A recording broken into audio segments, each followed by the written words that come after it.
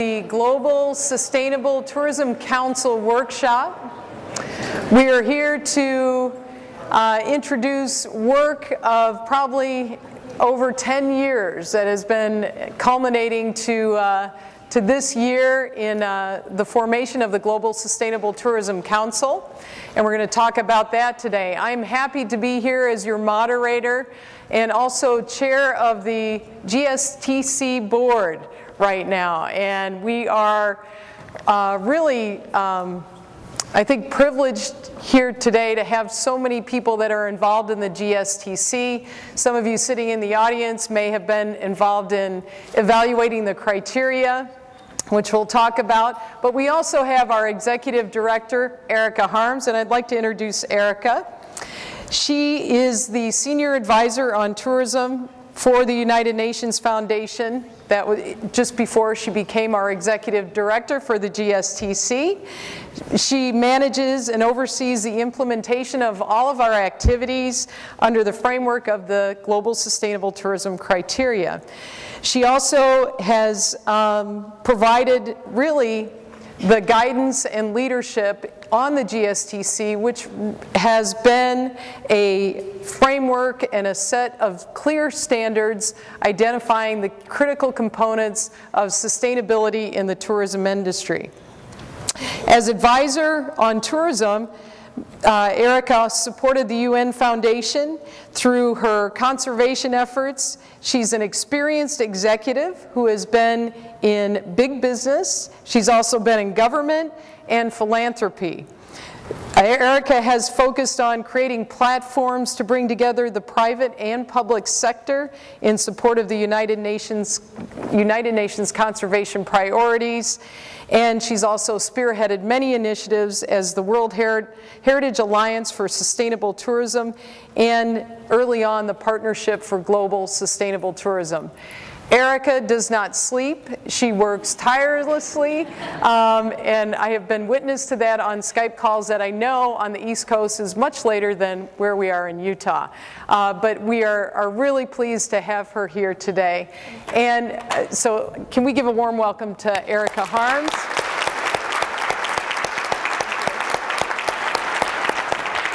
Also serving on our panel today is Ronald Sanabria with Rainforest Alliance. And just let me give you a little background on Ronald. He has worked with the tourism industry on education, productivity, quality assurance, and sustainability since 1992. And I look at him and I say, no way, you can't be 12 and be working on all of that. But he has been a real mover and shaker in sustainability in many sectors.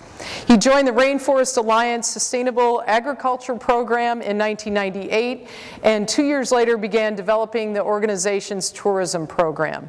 During his tenure with Rainforest Alliance, Ronald has coordinated projects in dozens of Latin American countries, supporting sustainable tourism, training and technical assistance for hundreds of tourism businesses and community-based operations while connecting them to the marketplace. With the support of the Multilateral Investment Fund, Ronald has led the creation of the Sustainable Tourism Certification Network of the Americas, which today has more than 100 members representing over 25 countries. Internationally, he represents the Rainforest Alliance in the Global Sustainable Tourism Council, is a dear friend and a wonderful board member. Can we welcome Mr. Ronald Sanabria?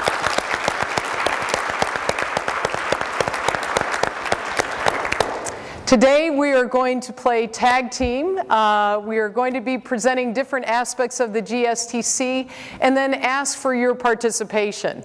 We're excited to have this group of people and this brain trust of power and understanding in our audience, and then we're going to, towards the end of the presentation, we'll ask you to join us in answering some questions. And hopefully they're questions that you've thought about as well. So to start us off, may I introduce Erika? Can you hear me? Good. So welcome all. It's a pleasure and an honor to be here. TIES has played a leadership role in the establishing establishment of the Global Sustainable Tourism Council, more so also on the development of the criteria. And I'm going to point to some of you that are now part of our leadership so that you can see how you've seeded this initiative.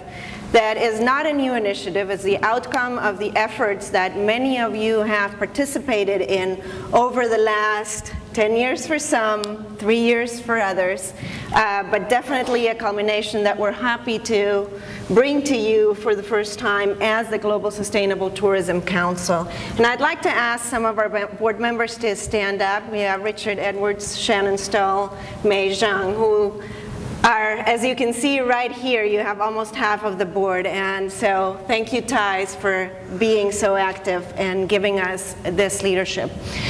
What we want to try to do today is to walk you quickly through what the council is.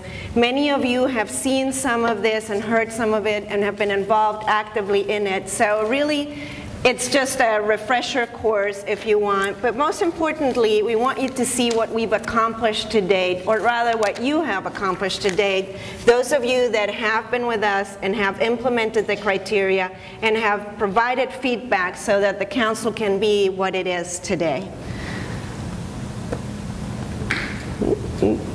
There, oops, sorry.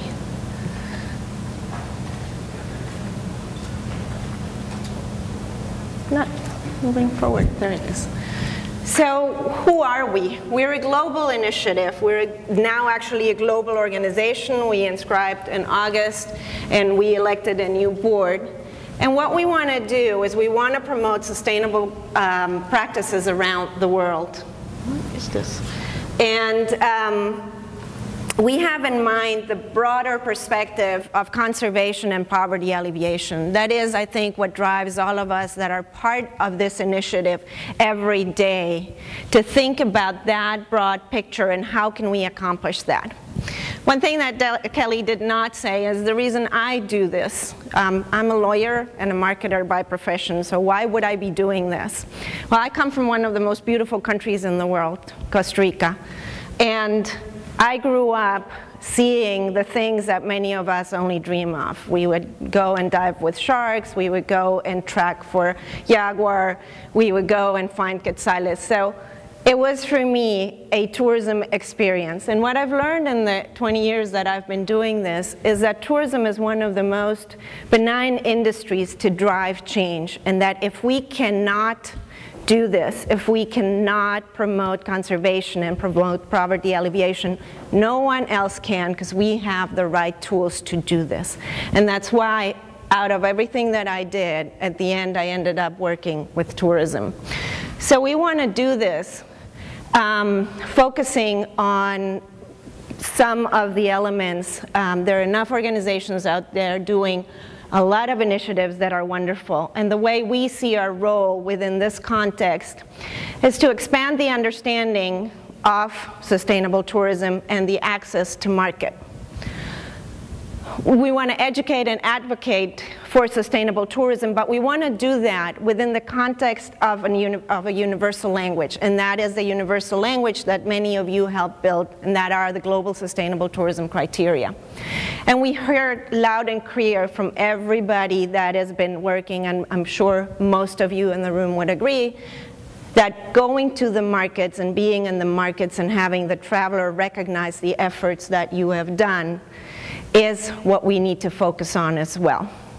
As I said, the criteria are the base of what we do, and as many of you know them, for those of you that are new to this, the criteria are an effort that was launched 2 years ago, and it encompasses an analysis of over 4,500 criteria, 60 certifications that existed at that time. I think we're up to 127, the last count we did about a month ago.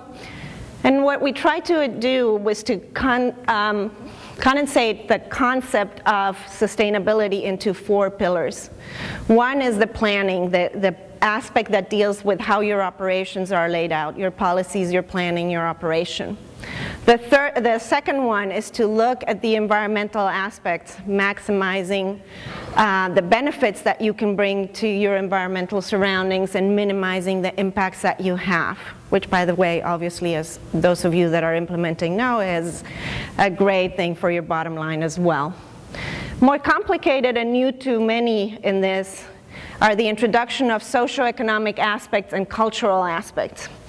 It was very relevant for us to get the global perspective of sustainability, to introduce the aspects of preserving the cultures, minimizing the impacts to the cultural heritage, and that's, of course, monuments and standing, but also the intangible part of culture. And then maximizing the benefits that tourism can bring to the promotion of those cultures and the preservation of those cultures. And then what we do best when we do it right is the socioeconomic impact that we leave behind in the communities that we operate. How do we do this? I'm having serious issues with this. If we take the objectives that I highlighted before and we start with fostering and increased knowledge and understanding of sustainable tourism practices, the way we have operated with a staff of 2 is with an incredibly committed group of folks that have come around working groups, and they've all taken these 3 objectives, and those are the 4 working groups that we have: standard setting, education and training, market access, and accreditation. And we've taken the objectives, and within those objectives identified what are the core elements that we want to achieve, and this group of dedicated people have elaborated strategies and implemented activities to help us reach the 3 objectives. And of course you have raising awareness, forest knowledge sharing, and Kelly is going to walk us through some of the tools that we've developed. Building the demand for sustainable travel. Our role in the first year will be to work mainly with businesses on a business-to-business approach, but we hear loud and clear, and we know that reaching out to consumers should and will be our main priority. And then, of course, the adoption of the Universal Sustainable Tourism Principles. We have the baseline criteria, which is not a certification, just to clarify. It is criteria that helps you organize your business around the core principles, a common language. And then we do work with certifications, and we are promoting the accreditation of the certifications, and we'll go into what that means in a little bit. The standard setting component, that's one of our primary objectives. This is who we are. We are a standard setting organization. We established the Global Sustainable Tourism criteria. We did so in a process that I will detail. It is our responsibility to manage it and update it. And we follow a process that has been established by an organization called ISEAL, and I'll go into it in a bit. We also understand that we need to adapt the criteria for our accreditation process, and that's what we're doing right now. The criteria are very general, but if you work with certifications and in order to achieve accreditation, we need to create language that adapts for that principle. We're working now on destinations criteria. This is something that we are going to do starting probably next month in coordination with many of our partners and led by STI. And we will work on other sector criteria. We're looking at how do we approach marine operations, cruise lines, airlines, transportations, working with adventure travel on trying to integrate their needs into it as well. The process that we follow is a bottoms-up approach. We take what's out there. So the GSTC, as you know, the criteria are established from existing criteria for hotel operations, for hotels and tour operators.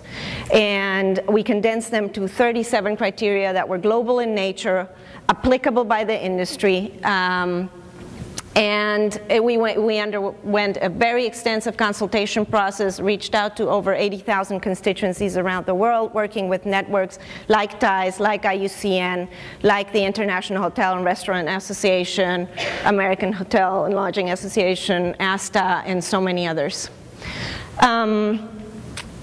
Our requirements are that in 2 years after the launch, we need to revise those criteria. That process will begin in October of this year, and we've been collecting on our website. You can go in and log in your comments to the criteria, and all those will be collected and added and will undergo a similar consultation process, as I said, beginning in October. Education and training, we have the chair of the education and training group here, so I'll leave that to Kelly. There are several initiatives, and we're certainly open to new and other exciting things that you're doing to learn more about what we can do. But for starters, what we've done is started to build and maintain an online resource library. So when we say you really ought to focus on this, or this ought to, you know, as a group we believe that these are real important things, we lead you to a place where you can actually find information on those important things.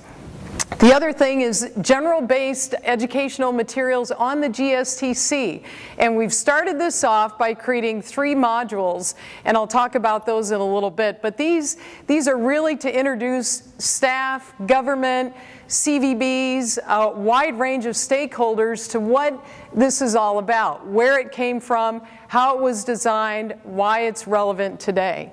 And then really taking this to the next level and applying the GSTC, and we have a couple of case studies we're going to look at as to how these have been applied. And the modules, as I said, we're going to expand what we've started. We have 3 available right now, ready to go on different levels, whether you're a university graduate course or you're working with a staff that is 24/7 and we need to get some information to them in a quick and expedited way. So that's the start, and we definitely hope to build each of these areas as we continue onwards. With the education and training modules that we've developed so far, we have sort of 3 levels. And one of the levels is really to say, here's a 15-minute helicopter view of what the GSTC is all about. So if you're planning on using it as a baseline understanding in your own organization, you can get a lot of people through that with a pretty comprehensive understanding in a relatively short period of time. We also have another one that has exercises that actually brings a staff or a student into the program itself and makes them sort of reflect on your own initiatives. And then we have even a more, I would say, managerial or graduate student level edition of this to really take an in-depth look at the creation of standard setting. And that takes you into the ISEAL documents, it takes you into the process behind that, how often these are updated, and to really look at why this provides some validation to this process itself. We believe that these are currently applicable to a wide range of stakeholders, and we hope that if you're in academia or if you're starting to launch some initiatives within your own state or in your own organization, that you can take these modules and actually utilize them as a member of the GSTC into your programs. Did you want me to keep going, or would you like if you want to. Okay. All right. And with market access, we really have some very significant goals. And this is probably one of the largest areas that we've heard from our constituency to work on. And these goals are really taking sustainable tourism to the next level and providing solutions that take tourism businesses into the realm of sustainability and really looking at the standards that are out there. We also want to influence consumer demand, and we're doing this through a variety of programs, and this is an area that we're continually looking on to really establish a framework for reaching out to those that support our businesses. We also want to increase trust in this idea of sustainable tourism certification. What's working, what is happening at the business level, what cost savings are occurring, what energy savings are occurring, what energy reductions are occurring. So really quantifying the efforts of sustainability and making it real. And last, we hope to work with distributors and promoters and really get the tourism product out to ensure that the market is aware of these initiatives, also integrating these initiatives into whatever sector or aspect of the tourism industry they might be involved with in setting up a sustainable tourism product. With travelers, we want travelers to be able to understand what it means to be sustainable, to have a clear focus on and sort of take the green noise that's out there out of the picture and really provide that guidance and that support to the travelers in selecting sustainable options. For distributors, we want to help distributors add value, and we're going to talk about a couple of case studies of certification programs right here in the US and the value that they've seen in some of these ideas. And those benefits coming from aligning with the global sustainable tourism criteria. We also want to work with tourism boards on these destination ideas, really highlighting, like we've done here in Portland. I mean, Oregon is a great example of this and how this can elevate not only the destination itself, but obviously all those that are networked and connected. And then with governments, we want to help governments look at the demand and meet the demand within their own constituencies, specifically related to procurement ideas. And that's happening in our own certification programs in the United States right now. We also want to make sure that those procurement policies are aligned with the GSTC. We also want to help them, as regulations increase, make sure that these programs and the alignment is actually giving validation to certification and the efforts of certification programs statewide and otherwise. With donor agencies, we hope that the market access strategy as a whole actually moves in to their own development programs, supports their development programs, helps build on the value of sustainable tourism as they're developing their own initiatives to achieve goals such as poverty alleviation and conservation efforts. We also want to create and implement a resource center. We hope that by partnering with not only TIES, but the many organizations out there that are doing excellent work and building a creative venues to actually reach markets, reach their constituencies, is to really provide those resources to these folks and create these easily accessible distribution channels. One of the things that we learned of certification programs here in the US is that sometimes they have a hard time providing the resources. Everybody's stretched to the max. These programs are small, often operated by 1 or 2 people. We want to be able to enhance that resource access. So we have the self-assessment tools that we'll provide. We'll also be establishing relationships with the various distribution mechanisms that are out there already. And we also, and another thing we've actually heard through certification programs in the United States is they want a way, an easy way for people to provide feedback. Those people that visit those properties or experience a wonderful tour to actually give feedback. And we feel that that's also an amazing, powerful tool, and we've heard a lot about that over the last day or so already. We also want to engage in multilateral organizations and governments to help them with their procurement strategies, which I've already all right. And one of the things that's happening, and we're starting to see, and Erika's traveled to many places around the world over the last 6 months, is we're starting to see policies develop. And we want to help enhance these policies, as I've mentioned previously. We also want to make sure that those products that are promoted through sustainable destination management groups such as tourism boards and DMOs, that they have these things that they can promote at international fairs, and it's a global validation of the work that they're doing. We also want to make sure that we adapt these tools for the small enterprises, that this is not just the large hotel chains, but we're more than happy to have them involved as well. But we also want to work with community-based tourism initiatives as well, and we hope that organizations like TIES and many others, volunteerism organizations, Planetara and others, and all of you that are out there, I've heard about farm stays today, I think all have a role to play in that network. Accreditation, shall I? So why choose accreditation? We have been working with this concept for many years, and actually I went to a meeting in Mohonk, New York at Mohonk Mountain House, a beautiful place.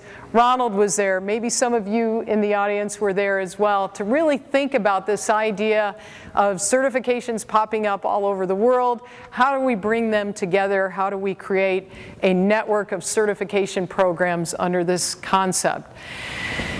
And really it's about credibility and also recognition for the hard work that many, many, many small programs have initiated with very few resources.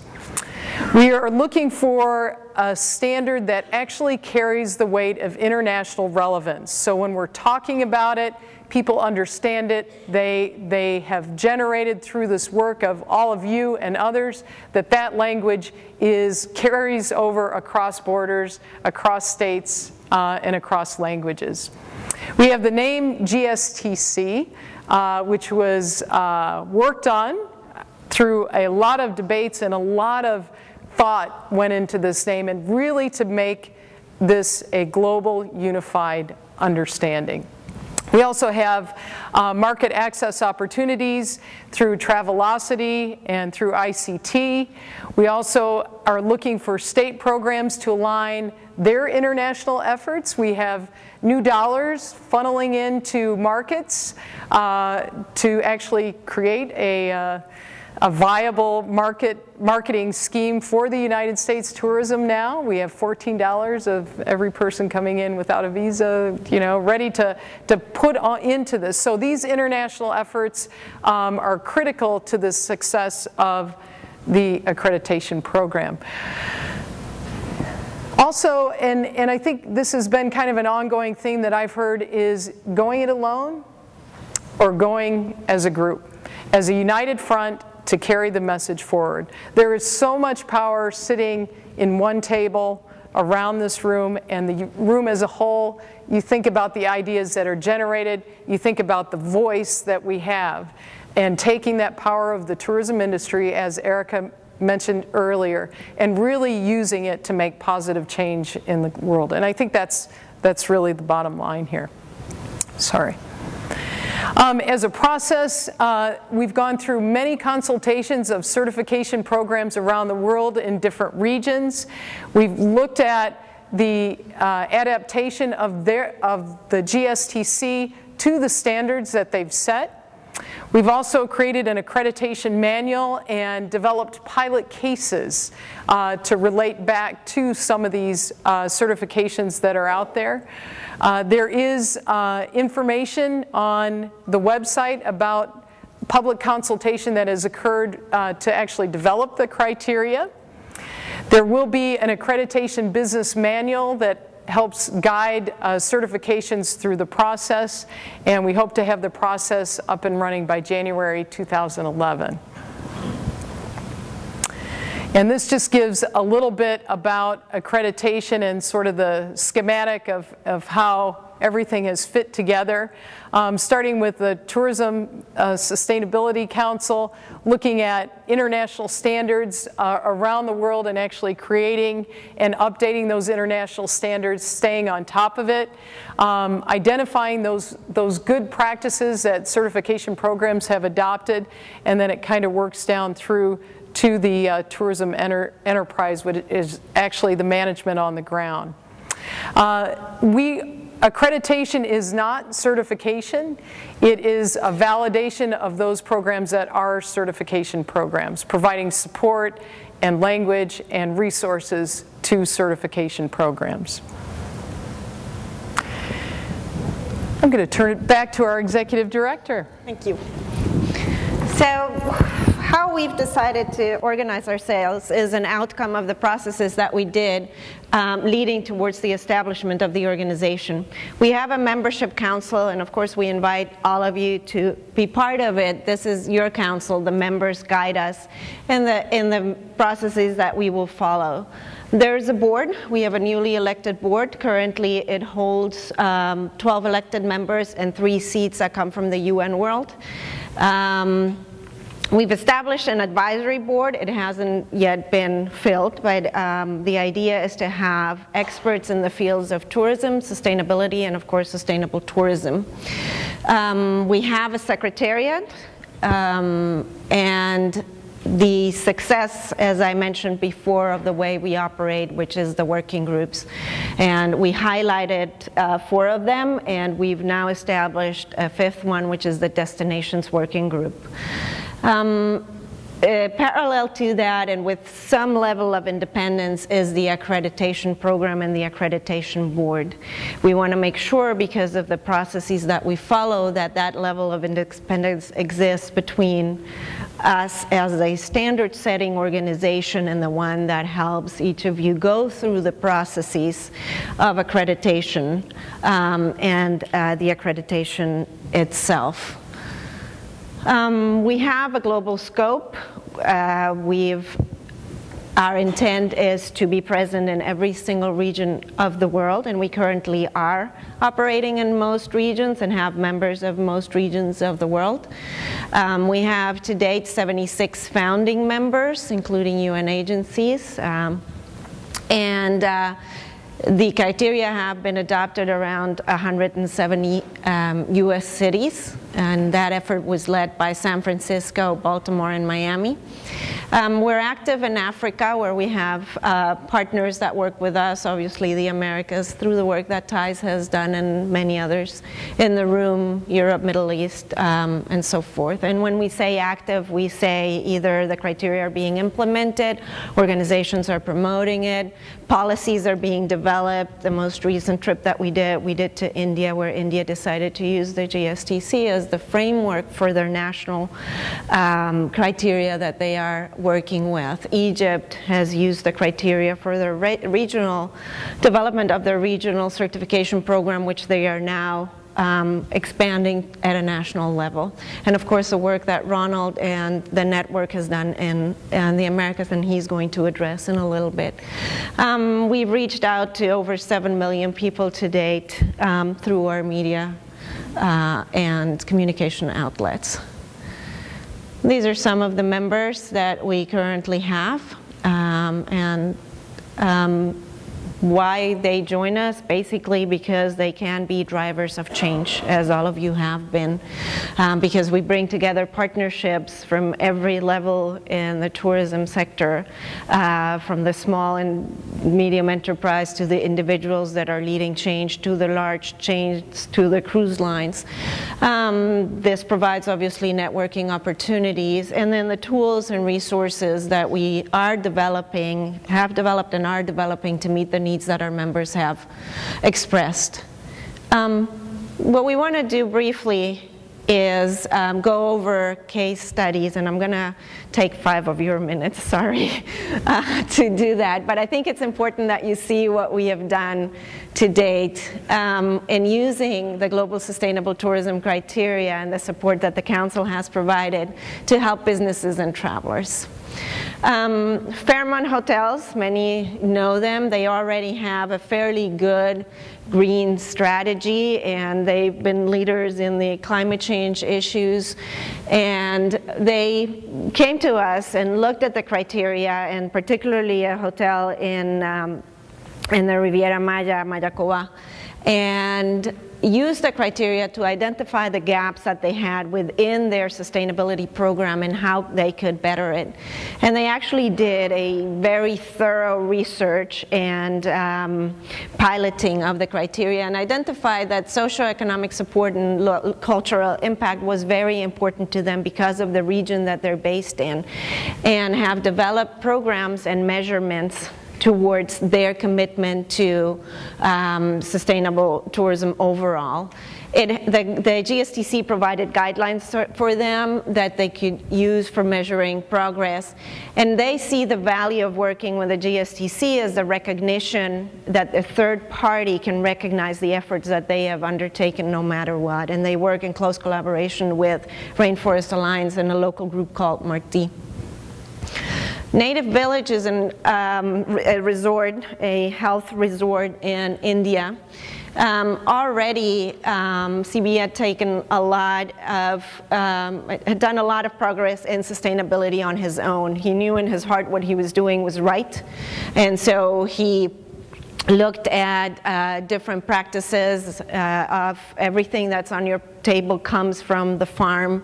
It generates 75% of its own electricity, uses mostly rainwater to meet, and we actually had a member of the GSTC go and stay there and verify everything that he claims. And why would he want to work with us? Well, he saw aligning to the GSTC providing a source of credibility to the work that he's done. And the way he put it to us is there's a lot of greenwashing out there. I've looked at many, many things, and this is the first time that I feel that there's a consensus around a definition that I can align with. It allows them to be responsible and accountable to businesses and to guests using a clear definition of what sustainability means. And for them, it provides a clear and truly comprehensive understanding of sustainability, not just the green side, which was important to him, but more important to him was the human being and how the GSTC addressed that component of the work that he was doing. And obviously, he did have a financial impact. Travelocity has been one of our founding partners ever since we started with the idea of the criteria, and they've established a green directory, a green store, and in the green store they currently use certifications that meet a percentage of the sustainable tourism criteria, and they're moving towards recognizing only accredited product once the accreditation program is in place and we have accredited enough certifications. The reason they came to the table is because of the credibility you can get through the certified and then accredited inventory. They've already demonstrated success, which is obviously great for their business. They have hotels in the green store have better customer reviews. 94% of their evaluations, they evaluate in smileys, have 3 or more smileys versus 83 in the non-green products. And they have a 65% higher booking rate in the green store than they have in their overall online store.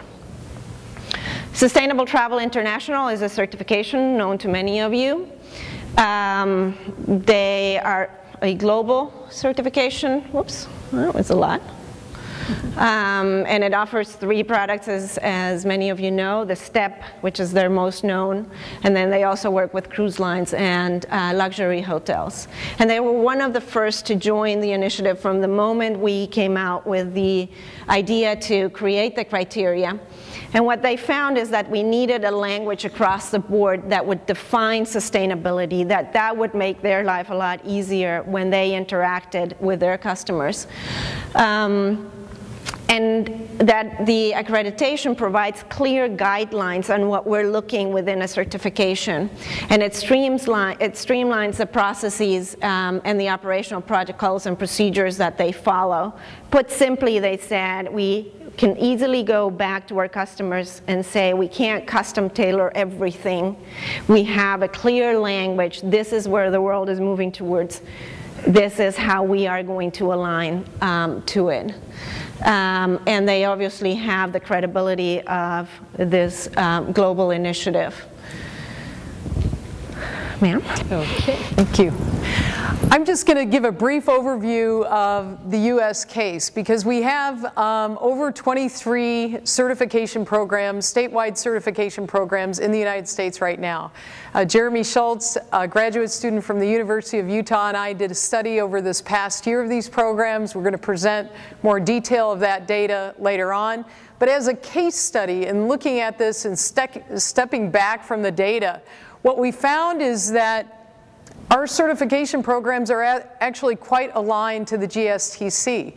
And we went in with sort of an open mind on this, saying, well, here's this criteria, what do you think, and how does your business align? So we looked at products that are certified through a statewide certification organization.